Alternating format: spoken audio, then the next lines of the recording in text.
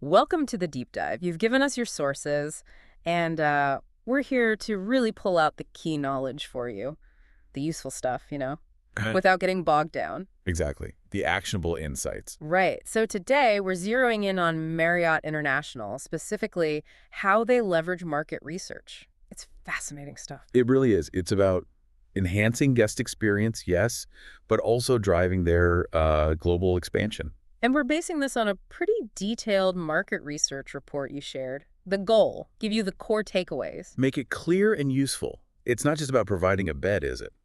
For a company like Marriott, it's much deeper. Understanding what travelers really want. So let's get into it. Guest experience. It sounds like a buzzword, but the report makes it crystal clear for Marriott it's fundamental. It's their bedrock, yeah. And market research it's how they figure out what actually matters to guests, not just guesswork. How do they do that? What kind of research are we talking about? Oh, it's quite a mix. Yeah. You know those surveys you get after a stay? Yeah. That's one key channel, direct feedback. Uh-huh.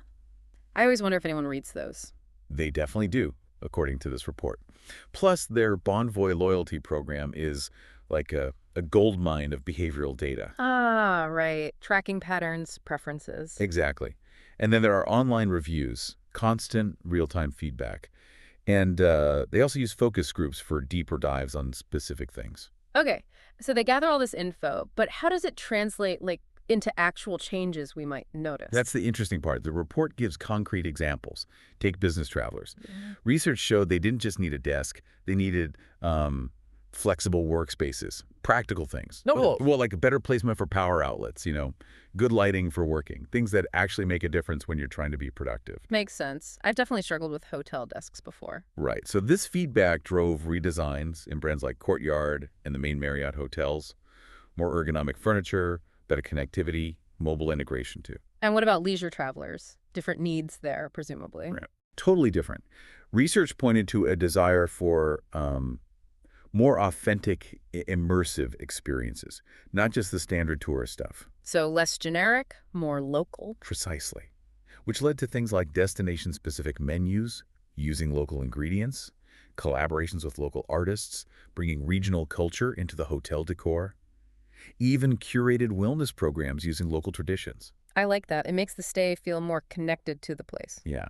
And the Bonvoy program you mentioned, it's key for this kind of personalization too. It's not just about earning points. How so?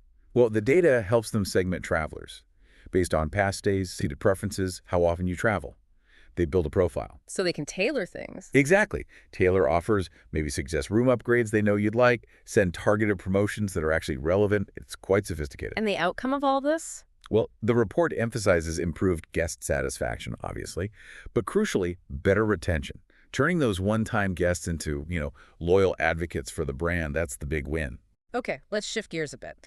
Global expansion. That's a huge undertaking. How does market research play into deciding where and how to grow internationally? It's absolutely central. The report makes it clear they don't just plant flags randomly. It's very strategic, driven by market insights. So what kind of insights? Before entering a new region, they do extensive feasibility studies. They look at demographics, who's traveling there, income levels, Travel habits? and competitors. Oh, definitely. Competitive benchmarking is crucial. Yeah. Who's already there? What are they offering? What are the gaps? This research informs which Marriott brand is the best fit, the right price points, even subtle branding tweaks for that specific market.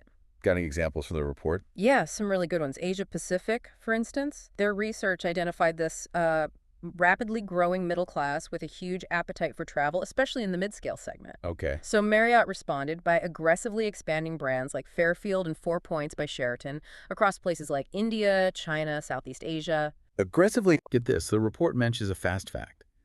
Over 1,000 properties launched in Asia Pacific within just a decade. Directly because of that specific research finding. Wow. 1,000 properties. That's incredible scale, driven by data. It really shows the power of understanding the market need. Then look at the Middle East and Africa, different dynamics there. Luxury focus. Yeah, booming luxury and lifestyle travel demand. So they focused on growing brands like Ritz-Carlton and W Hotels. But it wasn't just about the brand. What else? The research highlighted the importance of cultural alignment. Things like ensuring halal dining options were readily available or designing amenities with gender considerations in mind where appropriate. So adapting the service model based on local customs and expectations? Exactly. It shows a sensitivity that goes beyond just the building itself. And you mentioned adapting digital stuff too, like booking. Right. In Latin America, for example, research showed a strong preference for mobile-first booking and interactions, and a clear need for Spanish-language customer support. So they optimize their apps and support for that region. Precisely. They adapted their online platforms. Small changes, maybe, but they make a big difference in how easy it is for local customers to engage with the brand. It drives sustainable growth in those markets. Let's talk more about that digital side. Technology is everywhere now. How is Marriott using it based on what travelers seem to want? Well, the report highlights significant tech investment, definitely. And it's guided by research showing people value personalization, but also self-service and seamless digital journeys. They want control and convenience. Like the Bonvoy app? The Bonvoy app is a prime example, yeah. It's way more than just booking now. You can check in remotely, use your phone as a key in many places, make service requests. Get updates. Real-time updates, exactly. And it learns from you. Right. Based on how you use it, your past stays, it starts offering personalized travel ideas, tailored loyalty rewards. Sort of like a digital concierge that gets smarter over time. That's a good way to put it. And it's not just the app. In some hotels, they're adding things like voice assistants or in-room tablets. To control the room. Yeah, control lighting, temperature, TV, order room service, whatever. Making it more intuitive, more convenient. And behind the scenes. Any tech working there? Oh, absolutely. AI and predictive analytics are becoming increasingly important. Analyzing all that guest data to anticipate needs. Anticipate how? Well, imagine getting a suggestion for a spa treatment based on activities you booked last time. Or maybe an offer for a travel package that seems perfect based on who you usually travel with. Okay, that's pretty smart. Moving from just reacting to actually predicting. Exactly. It enhances the stay in subtle ways, makes you feel understood. And the report links this directly to deeper engagement and more repeat bookings. Makes sense. Now, what about bigger trends? Sustainability, wellness, Sunny? Those are huge topics. How's Marriott responding? Again, driven by research.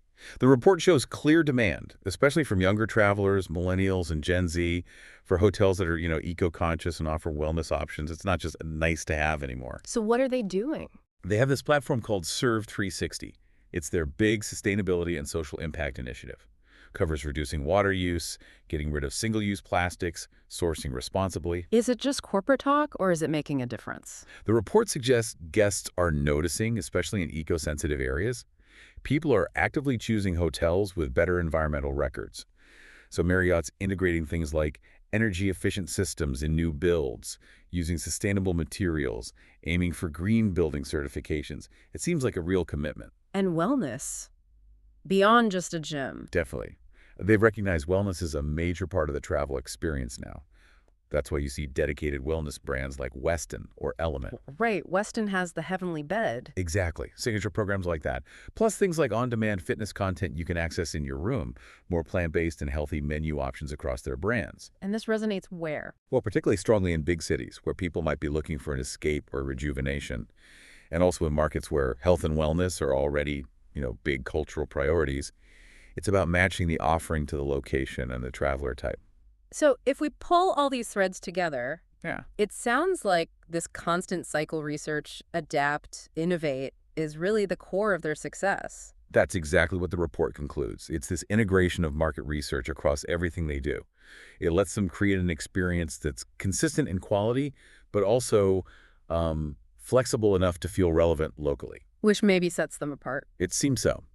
The report contrasts this localized, insight-driven approach with, say, competitors who might offer a more standardized product everywhere. Marriott uses insights to offer those specific touches. Like the spa treatments in Bali you mentioned. Exactly. Or designing workspace lounges specifically for how people work in São Paulo, for example. Those details make a difference. They create relevance. And the payoff is clear, you said. Yeah. Stronger loyalty, higher occupancy rates, better long-term brand value. When you feel like a hotel gets you, you're more likely to come back. And it helps them look ahead, too. Definitely. This research-driven model means they're not just reacting, they can be more proactive, like anticipating how travel would change post-pandemic, or identifying new opportunities like extended stay formats, or integrating co-working concepts into hotels. They're trying to stay ahead of the curve. So, the main takeaway from our deep dive today seems pretty clear. Marriott's success isn't accidental. It's deeply tied to listening, really listening to their customers through all kinds of research. Absolutely. They're not just following trends. They're using insights to actively shape their offerings, their technology, their global strategy. It's a continuous loop. Which leads to a final thought, maybe for you listening. How could these ideas, understanding needs, adapting based on insights, apply in your own world? Your job, your projects, your interests? Yeah, what small details or hidden needs might unlock growth or better engagement for you? It's a powerful reminder, isn't it, that truly understanding your audience, whoever they are, is fundamental. Food for thought, definitely. Thanks for joining us on this deep dive. We hope you found it valuable, and we encourage you to keep thinking about these ideas.